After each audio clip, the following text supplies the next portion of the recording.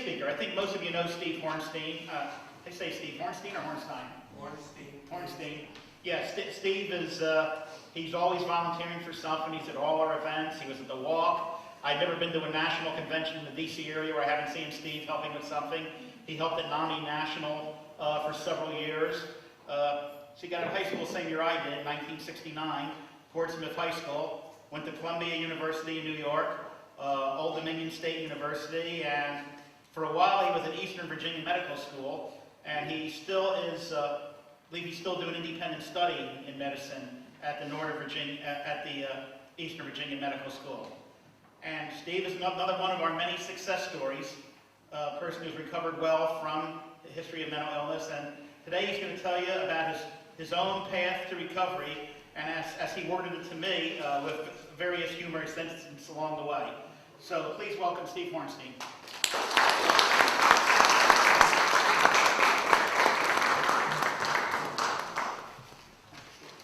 Thank you very much, Joe.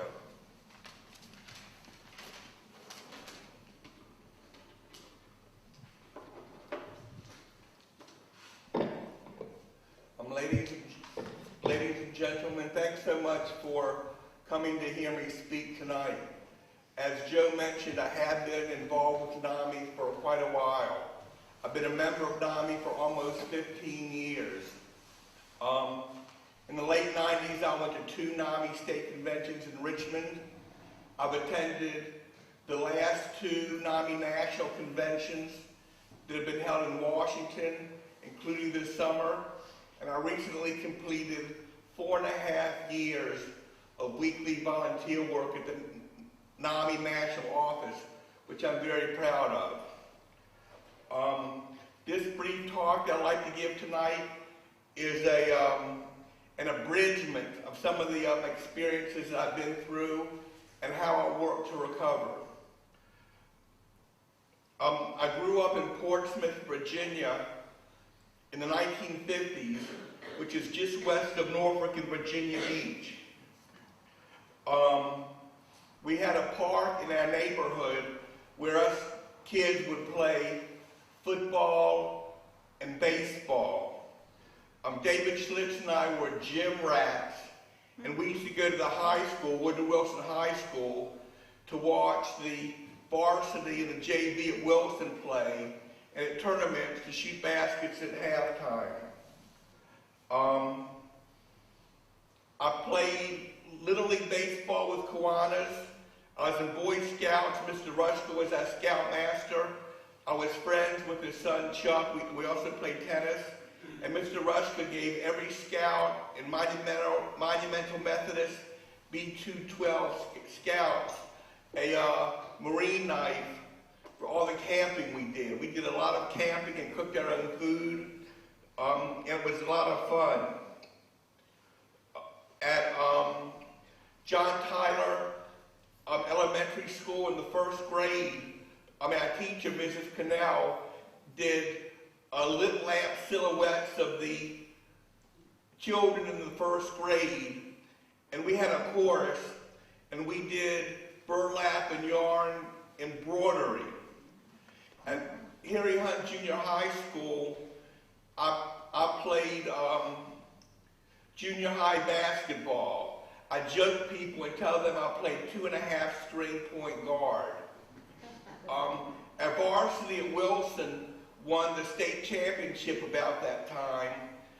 My sister was a JV cheerleader, and we all went to Richmond to pack the Richmond Arena for the game. It was very exciting for the final game. At Woodrow Wilson High School, I was in homeroom B212 for 4 years. Mrs. Page was our homeroom teacher, and we had a lot of fun selling Krispy Kreme donuts in our neighborhoods to raise money for the Student Scholarship Fund. I played high school tennis for 4 years. Mr. Jordan was our coach, and 2 years I went to the state championships. But I couldn't beat Churchland, and I couldn't beat Steve Legham and Seymour Abrams of Maury. who were the first Jewish players to play at the Norfolk Yacht and Country Club in Norfolk. I also worked on our newspaper, The Student, which was a lot of fun. We sold advertisements, and at first, in '66, it was published on hot type, where the pressman, John, would set the hot type with his foot and hands, and the hot molten lead would fall down onto the plate. That was hot type. We were doing cut and paste journalism, and Miss Strobel was the advisor, and then we started getting the Student published at Dick Messenger's print shop downtown Portsmouth. And one day he let us have a tour of his place. He was doing a lot of work for the government, and we were walking around his print shop one day, and he said, "Don't walk behind that door or you'll get shot." We didn't know if he was serious or not, but we didn't go behind there. In the summertime, Robert Blair, a high school tennis player from Suffolk, had organized a very good summer tennis program in Portsmouth. And Robert went on to law school, William married in law school, and now he's a very eminent lawyer and a real estate entrepreneur in Washington, D.C. And he would warm me up for some of my tennis matches. I did some tutoring at Woodrow Wilson High School, and Columbia came down to Woodrow Wilson in '68 or '69. Bill Oliver presented the Columbia program at college night, and I got interested when he said that Columbia had a good record of getting pre-medical students into medical school. A little earlier, I'd heard about Columbia when I was at junior high school. Cynthia Benham, our music teacher, had told me about her brother, Dr. Claude Benham, who'd been an All-America quarterback at Columbia, and he was a well-known family practice doctor in Chesapeake. I got up to Columbia in the fall of '69. We were known as the class that applied to Columbia after the riots. If y'all, some of you remember the riots on the West Coast and at Cornell and at Columbia, we were known as that class. Charlie Sherman, a loud, kind of wisecracking, thin fellow, was a rowing coach for the freshmen. He'd been a coxswain at Pennsylvania for the heavyweights, and he coached the lightweights at Columbia for a couple years. And although I had seen rowing on television, and I knew it was an endurance sport a little bit beyond me, I decided to try anyway. So I rowed, we had 3 boats of lightweights. I rowed until the spring of '70, and I quit under stress when all the upperclassmen were talking about how difficult the 7-mile race was. I later picked it up and rowed 3 years, mostly in the second boat of lightweights, and I was elected the Spirit Commodore for the whole rowing program, and I organized a banquet for Olympic rowing coach Al Rosenberg. We were pretty competitive. We rowed Harvard and Yale, Princeton, Penn. We rowed at the head of the Charles in Boston, and we rowed in Florida every winter. It was very exciting. In 1971, our varsity lightweight boat that I wasn't in went to Henley to try to catch Harvard, but they just didn't quite make it. The other chief coaches were Larry Glutman, who had rowed in the Maccabean Games, and Al Rosenberg, an Olympic coach. Columbia has a lot of required courses. My friend Mark Glass and I took Hebrew class together, and for 2 years as a required course. And we got friends to write our Hebrew essays because it was very difficult. We also alternated going to class. Nechama Retzler was a Hebrew teacher. She'd been an Israeli lieutenant in the army. And he would go one day, then I'd go the next day. We did this for 2 years. There were a couple other times that I and friends did things to get through some of the courses that didn't go along with the University of Virginia honor policy, but generally we played it pretty straight. I volunteered for 2 years at St. Luke's Hospital emergency room, working 3-hour shifts, and I had 2 part-time jobs, small part-time jobs. Summers, 3 summers I worked for the George Jensen Construction Company in Norfolk, which was a lot of fun doing labor. I was a bit nervous all that time. I had some bad childhood experiences, and I was always a bit nervous, a bit disorganized, and a bit clumsy. But I just did the best I could. I didn't see a psychiatrist in college because I thought it would be on the medical school admission forms, which it was.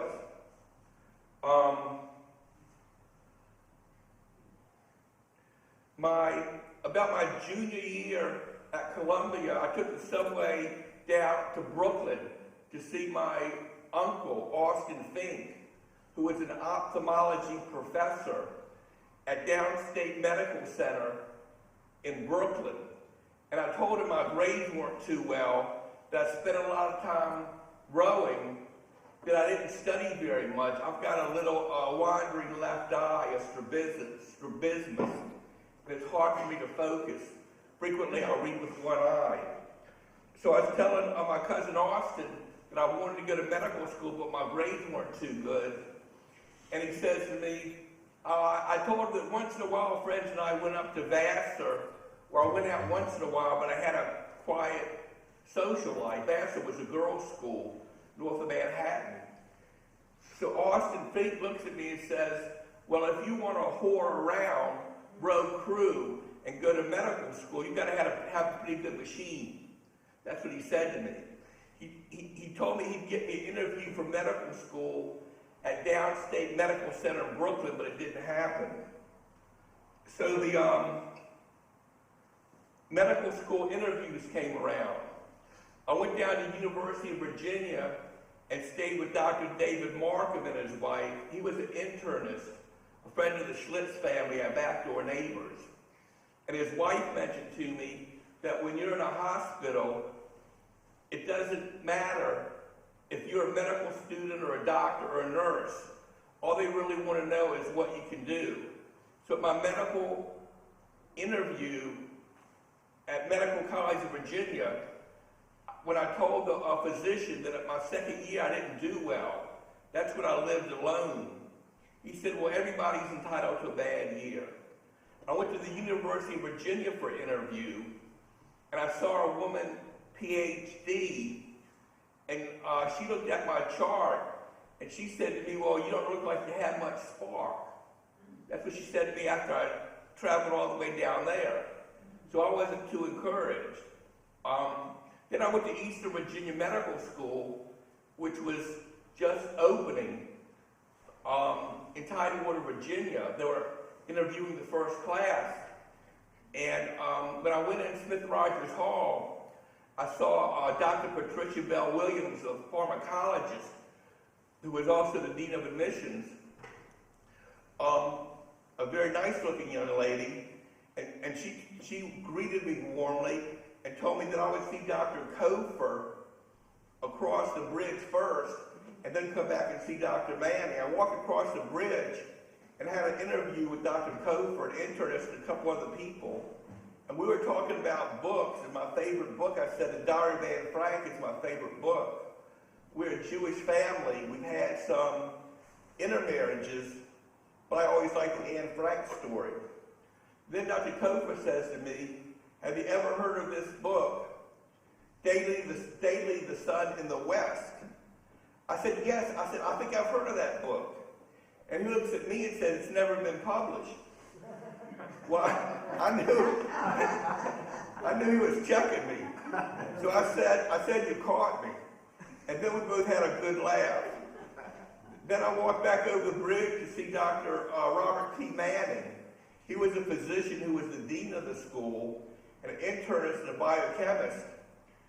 And I was nervous interviewing with a B- average, C+ B- average.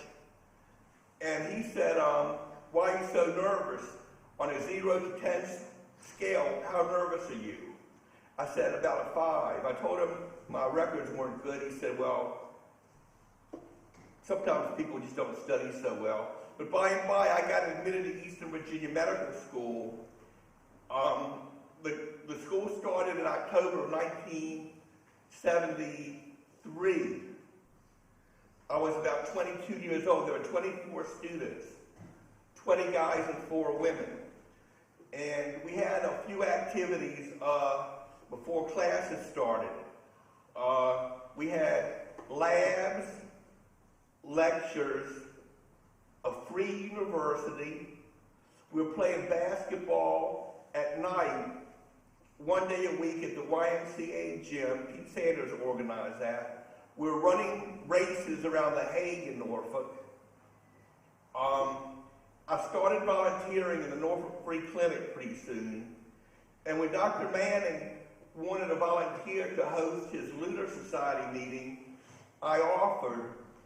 And in my apartment, I had a 1-bedroom apartment on the 3rd floor walk-up near the medical school. I hosted Dr. Manning, Dr. Richard Davis, a psychiatrist, and all 24 students, and served them Heineken's beer and kosher hot dogs, and we had a great time for 2 hours. Dr. Manning explained that we would be a 3-year school, but it might take some people 15 or 20 years to finish. He told us that within a year, he wanted the school to be adjusted so that nurses and EMTs could get advanced credit and finish medical school in a year or 2. He told us he wanted us to be professional. He told us we would have objectives to learn. Book objectives, clinical objectives, and then do a research project. It was fascinating. Then Dr. Davis mentioned the only time he wanted people to practice medicine over the phone was maybe if there was a psychiatry consult. It was very interesting for a couple hours. Then we got into school. We started preceptorships. I had picked psychiatry because I knew I couldn't handle the other specialties that were offered. OB/GYN, internal medicine, surgery, pediatrics. I knew I just couldn't cope with them at all. So I started the preceptorship, making rounds with the psychiatrists from the Pass House in Portsmouth. I made rounds with Dr. David Rosen, Dr. Donald Mingione, Dr. Eleanor Walloy, a child psychiatrist, and Dr. Holmes. It was all very fascinating. I had experiences at their office, learning experiences at the Maryview Mental Health Center. We went to the Naval Hospital. We went to the Coast Guard. I went to the St. Mary's Home for Disabled Children in Norfolk. It was very interesting. I did well for a while. I was well prepared by Columbia. I started getting under stress in about February or March of '74. I was looking into some of my situations with my childhood problems. I started seeing Dr. Rosen in his office, appointments twice a week. I did a bit of crying. I had a primal scream. One time I just screamed in March. He looks at me and says, "I'm feeling better about you now." Then he tells me I have concrete thinking. You know, when everything is black or white. He tells me I have concrete thinking, but he doesn't tell me anything to do about it. So within about a week, I had a break from reality that he called a artistic reaction. When a strange thought came into my mind in my apartment, related to the evening news. And I ended up jumping up and down in our den in Portsmouth. He came over at 2 a.m. and made a house call and put me up at Maryview Hospital to save me the stigma of being in a psychiatric admission. I was there 4 or 5 days and went back to school and picked up. But my thinking continued to decline, and I fell behind in our studies. We were doing the neurosciences by then, and there were hundreds of pathways to memorize in the book, all the connections in the brain, and the pathology and everything. Dr. Manning came down to a lecture at about that time, maybe May of 1974, and said, I see y'all have a 250-page neuroanatomy book. He said, you don't need that. He says, all you need is a 40-page outline. But we'd already gone through most of the book. So then I was giggling in class. I moved into the Hay Park apartments where some relatives lived. For that summer, I was in what Dr. Rosen later called primary process thinking. I did a lot of giggling. I didn't sleep much. I was trying to go to school. I stayed up till midnight swimming at Hay Park Pool. And in class, sometimes I made strange remarks to the teachers, which everybody noted by well. Dr. Rosen said to me one day in his office, I'd like you to go to the Institute of Living. I never heard of it before or where it was. I told him I wanted to stay at the medical school. Well, by and by, he told my family to commit me. The police picked me up in Williamsburg and drove me to the Maryview Mental Health Center, where I'd done some rounding, making rounds with the doctors. The police picked me up. They took me up a elevator that I hadn't seen before and put me in a seclusion room I hadn't seen before. It had a wire mesh over one of the windows. As soon as they put me in there, the technicians put me in restraints. Wrist restraints and ankle restraints. I was in there for a day and a half. Of course I didn't know what was going on. I figured it was some unusual kind of hospital. So I put a cup of urine in one corner and called it my lab. I had a scrap of food and put that in another corner and called that my cafeteria. And I had a sock or something and put that in a corner and called it my laundry. I was in there for about a day or a day and a half. I'm trying to kick the wire out of the window. The nurses come in and give me Prolixin shots and Artane shots. Dr. Holmes, James Holmes, walks by, and I knock on the door and wave at him, and he doesn't even talk to me. Dr. Rosen had left town on a pre-planned vacation. I got committed to Maryview by Dr. Sandy. Dr. Donald Sandy opened my door, told me he was committing me. He didn't know anything about the case, but Dr. Minjoni said I should stay there. I don't think I even had a lawyer, but I got committed. 3 or 4 days later, my father hears that I'm hopping around the open ward at Maryview with ankle restraints, and he calls Ron Dozoritz, who he knows a bit from Jewish circles, who has Portsmouth Psychiatric Center near downtown Portsmouth. This was in the summer of '74. Dozoritz had established it a couple years earlier. I get transferred in ambulance from Maryview to Portsmouth Psychiatric Center after my father had consultations with Dr. Minjoni and Dr. Dozoritz on the phone in the nurses' station. My father was there with 2 phones. I saw him. He was talking to Dr. Minjoni and Dr. Zorch at the same time, and Dr. Zorch convinced him to have him transferred. Portsmouth Psychiatric Center was totally schizophrenic.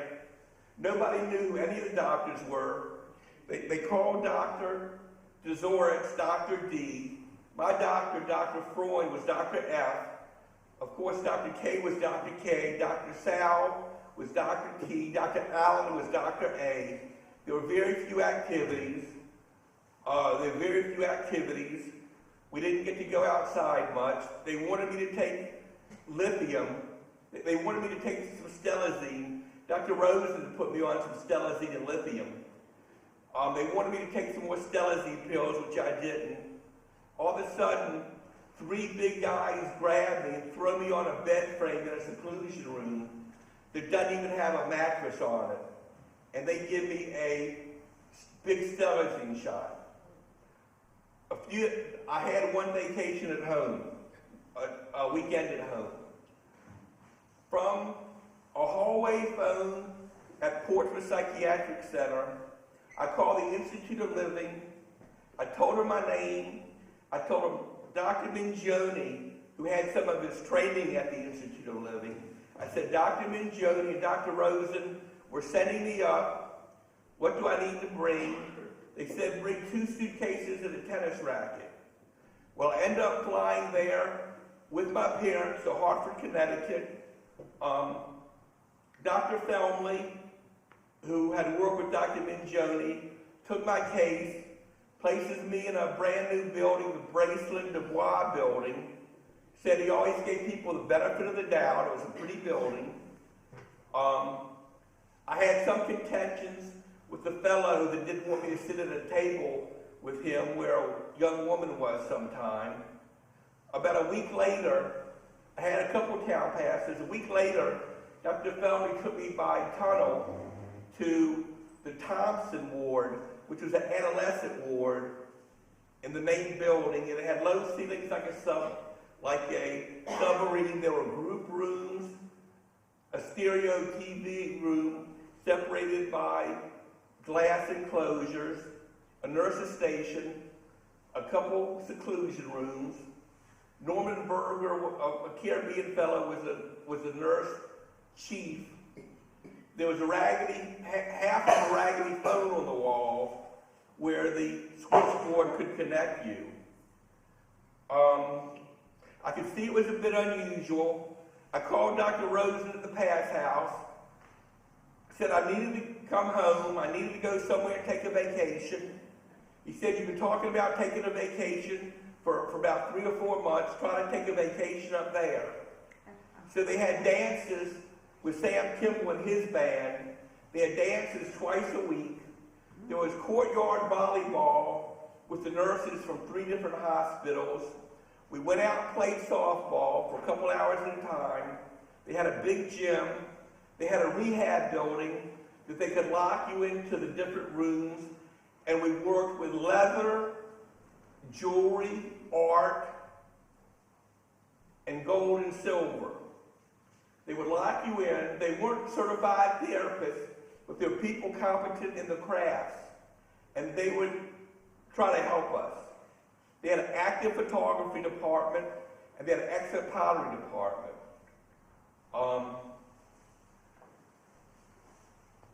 Sometimes I would raise a ruckus, and instead of giving me an injection in the seclusion room, they didn't use injections. They would wrap me in a sheet, and an attractive nurse would take my pulse and blood pressure, and then they'd let me out of the seclusion room. I went back. One of my dear cousins passed away around early September.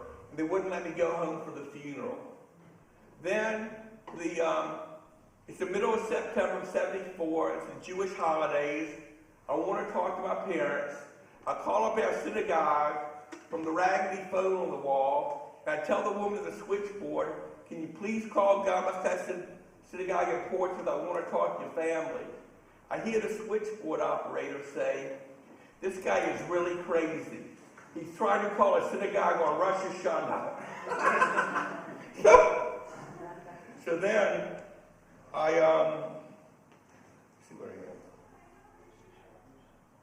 So then I flew back home, did some work in a hospital.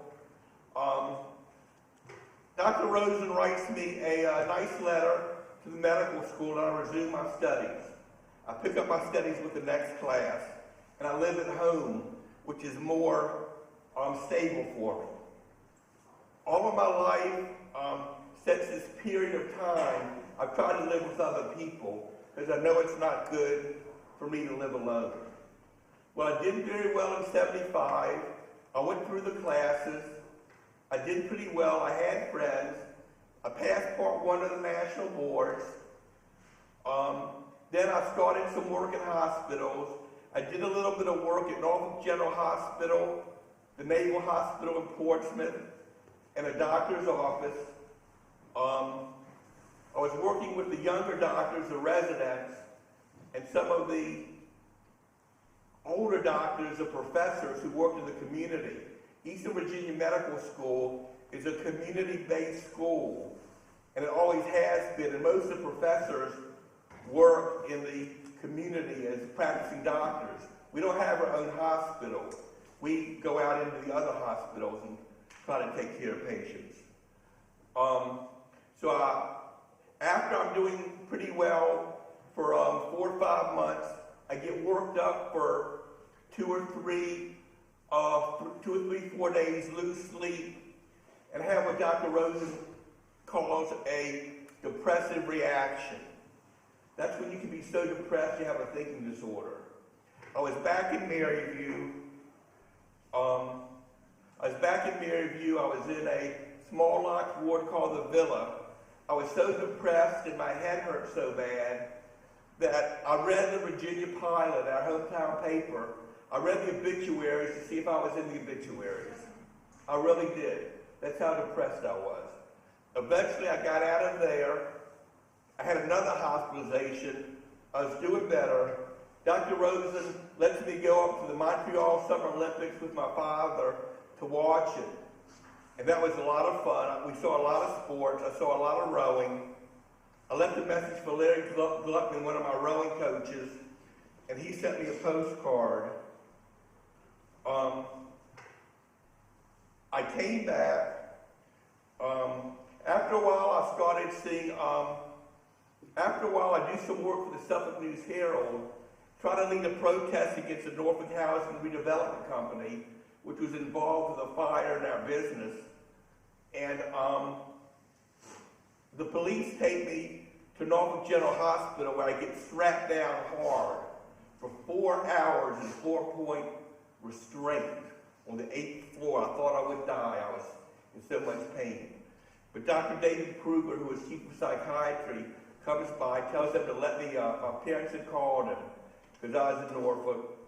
He gave me the option of going back to Portsmouth to see Dr. Rosen, but I didn't want to get in a staff car or ambulance.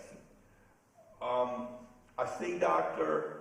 Kruger over about a 10-year period, and he treats me for 1-week hypomanias, where I get a little bit elevated. He gave me the phone number for the Norfolk Community Mental Health Center to call when I feel myself getting elevated. They treated me pretty well. I'd just be up there a week. I knew some of the residents. I met Dr. Cleve Yule, who was a resident up there. My sister was doing some residency work up there. I was doing some cartoons. Then all of a sudden I remembered that I was doing my cartoons. I started a cartoon series in the early 80s. I self-published 5 cartoon books. The first one I did, I think was The Flip Side of Therapy. I mailed a copy to Portland Psychiatric Center, and Ron DeZoritz took me to Norfolk Court and had me committed to Norfolk Psychiatric, where I got strapped down and injected. I was always ending up at Norfolk Psychiatric for a while, and I was getting mistreated. But it got to be the late 80s, and I was so aggravated with these experiences in Norfolk Psychiatric, I lightly spray painted Dr. Dezoritz's fence at his Virginia Beach townhouse. He takes out misdemeanor charges against me, and I end up getting committed to Eastern State. Then I find out a year and a half later that Dr. Dezoritz calls my father and says I would do better at Western State because they have better facilities. Wise people who are wise told me Dezoritz just wanted me out of his hair. So at Eastern State, the EVMF, Eastern Virginia Medical professor, Richard Poe, comes up to me and says, I'll give you a quarter, you can call somebody. I get transferred by state car to Western State in 1988. I see the Summer Olympics from Seoul on TV. The young UVA doctor who takes care of me, Michael Solomon, tells me right away Dr. Dezoritz had called him and told him he should treat me conservatively. I get a lot of weird injections. I can't hardly go outside for the first 2 months. I'm in such bad shape from the injections that I have to go to the neurology clinic that the University of Virginia has set up in the hospital building at Western State. And they tell Dr. Solomon to cut down on a lot of the injections. After I had lost some appeal commitment hearings, Dr. Solomon told a judge once that I threatened to kill Linwood Harding, the director there, which wasn't true. And I finally got transferred back to Eastern when my case was about to come up in front of the State Human Rights Commission. I finally got transferred back to Eastern State.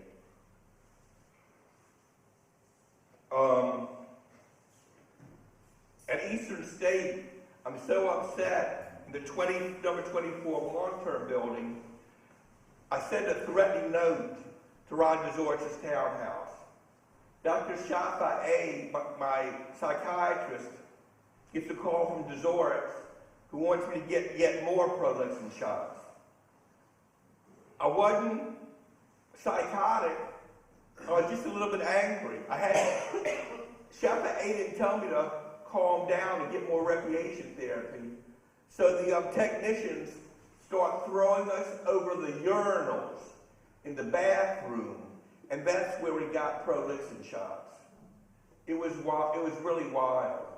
Anyway, I finally got out of there. I'm back home. I have a couple apartments. Moved in with a friend, Buddy Carpenter in Portsmouth. I lived with him for 15 or 20 years. I've been taking courses at Tidewater Community College, Old Dominion College, Norfolk State College. These are courses in physical chemistry, public speaking, early education, automobile repair, a wide variety of things, just to try to have some credits I can mail to the medical school and increase my knowledge and develop myself and just become better socially adapted. I've been doing a lot of volunteer work. I was one of the first volunteers at the Beth Shullum Nursing Home at Virginia Beach. I did literacy volunteer work. I did some volunteer work for the Arnold Gamsey Benet Bridge Lodge. And I was doing real well. I ran a lot of races with the Tidewater Striders. A couple of times I stopped taking my medicine, and I fell into the hospital systems a couple of times. I'm in seclusion rooms, and I'm fighting back when they come to give me injections. I have some charges against me. I become a forensic patient. I spent 4 or 5 years in the hospital system recently. 3 years ago, I got out of the Northern Virginia Mental Health Institute, where I was for 3 years, where they treated me very well. I wasn't injected or secluded. And now for the last 3 years, I've been speaking in public at conferences of the Regional Community Support Center, VAP, or Virginia Psychosocial Rehab, Vogel, Virginia. I've done my part-time job that I told you about with NAMI, my volunteer work. I've been living for 3 years with Fellowship Health Resources in a nice home. We get along. We don't call it a group home. It's just an independent home. Couple guys. Counselors come by a couple times a week, say how you doing. I keep my appointments. I'm on some medicine. By the way, I've taken more lithium medicine than anybody in the world. I stay in touch with some research projects. In the early 80s, I find the book Mood Swing by Ronald Phoebe in the Eastern Virginia Medical School bookstore. I write him, get to study. They want 3 tubes of blood and some records. I've had my same family practice doctor at Virginia Beach for almost 25 years, Dr. Gregory Haas. I see him once or twice a year. I'm in research studies with Hopkins and NIH. They have blood samples, records. NIH has a biopsy. So things are going well, and I think I've had a pretty good recovery. Thank you.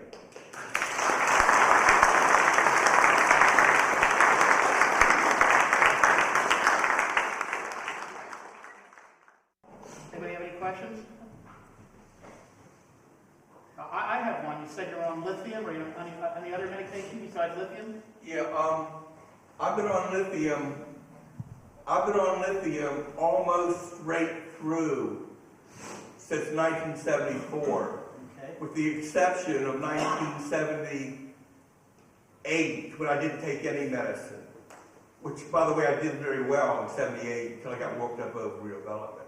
Okay. I'm also on stelazine, trileptal, and Celexa. Oh, okay. But generally, Dr. Rosen and Dr. Kruger like to keep me on 2 or 3 medicines. It was when I was at Central State Hospital in Petersburg about 2004 that Dr. Lillian Tiller, she was a sharp doctor, told me recent studies showed that if you have a difficult mood swing problem or bad schizoaffective problem, it's good to be on 2 stabilizers. Okay. So if you're on lithium, one of your diagnoses is probably bipolar then. Well, I don't like a whole lot of diagnoses. When I was first seeing Dr. Rosen in the mid-70s, when I asked him what my diagnosis was, he said he wasn't a labeler. Oh, okay. When I was, he admitted me once to Maryview and used the term acute schizophrenic reaction. Dr. Paul Fink, who was the chairman of psychiatry at Eastern Virginia Medical School in the mid-70s, when he first saw my primary process thinking, he thought I was purely schizophrenic. And that's what he told a lot of people.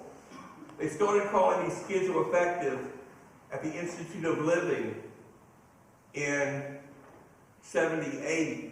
But I haven't had a mood swing in 3 years now. I'm very proud. I haven't had a mood swing in 3 years. And my psychotropic testing reports are clearing up. Since I had that report I told you about in Maryview in Portsmouth in 76, it turns out I have reports every 4 or 5 years, and they're gradually clearing up. They're not perfect, but they're clearing up. Very good. And it's 3 years until last hospitalized.